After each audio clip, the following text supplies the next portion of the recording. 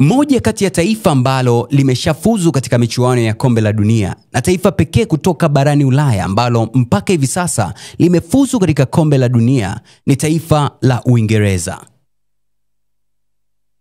Timu ya taifa ya Uingereza ina mastaa wengi kwelikweli ambao wanapatikana katika timu hiyo, lakini kuna baadhi ya mastaa huenda wasionje ladha ya michuano ya kombe la dunia mwaka 2026.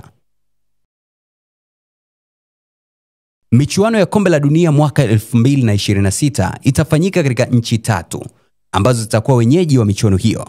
Mataifa ya Canada, Mexico na Marekani yatatumika katika kuhosti mashindano ya kombe la dunia mwaka 2026.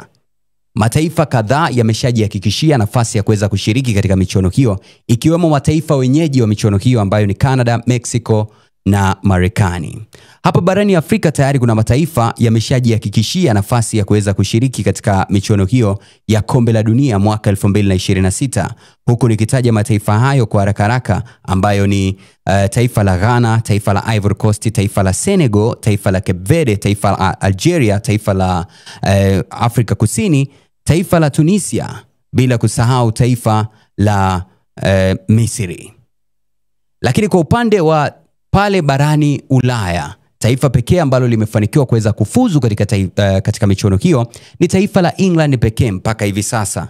Na leo watakuwa na mchezo timu ya taifa ya England. Kwa wale ambao wanafuatilia, wana mchezo wa michuano hiyo ya kuania kufuzu kombe la dunia, wakikamilisha tu ratiba dhidi ya timu ya taifa ya Serbia. Sasa kuelekea katika michuano ya kombe la dunia mwaka 2026, kuna baadhi ya wachezaji ambao wamefanya watu wamnyoshe kidole kocha wa timu ya taifa ya Uingereza Thomas Tuchel kwa kauli yake kwamba alisema hatokwenda na mastaa wote kama watu wanavyozania katika michuano ya kombe la dunia. Sasa kikubwa zaidi ni katika eneo la namba 10. Eneo hilo limesheheni vipaji kweli katika taifa la Uingereza. Kuna wachezaji kama wakina Eberechi Eze wanacheza katika eneo hilo la namba 10. Kuna Cole Palmer anacheza katika eneo la namba 10.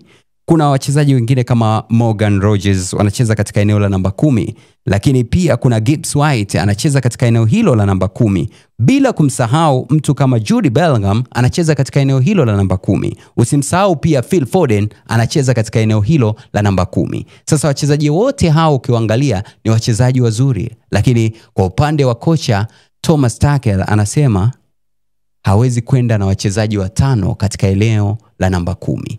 Sasa ni mchezaji gani na gani ambaye unampa nafasi ya kuweza kumuona katika kombe la dunia anayecheza katika eneo la namba 10, ili hali ana wachezaji wengi ambao wana ubora mkubwa. Kikubwa zaidi amesema Thomas Tuchel kwamba atachagua kikosi tu ambacho kina wachezaji ambao wana performance nzuri kwa sasa. Yani current performance ndio itakayobeba uchaguzi wake wa wachezaji na sio ustar. Yani sio kwamba eti mimi ni Harry Kane basi nitakwenda katika timu ya taifa ya Uingereza nikashiriki katika michuano ya kombe la dunia. Thomas Tuchel atachukua wachezaji wale wenye ubora pekee, haijalishi majina. Sasa katika eneo hilo kuna wachezaji wengi ambao wana uwezo mkubwa, lakini mimi ukiniuliza, nitamchukua Jude Bellingham, nitamchukua Cole Palmer. Vipi kwa upande wako, utamchukua nani? Niambie hapo kwenye comments. Hii ni SQF TV. Hakikisha una subscribe, like pamoja na kucomment. Mimi ni Boniface Allen, bwana fundi.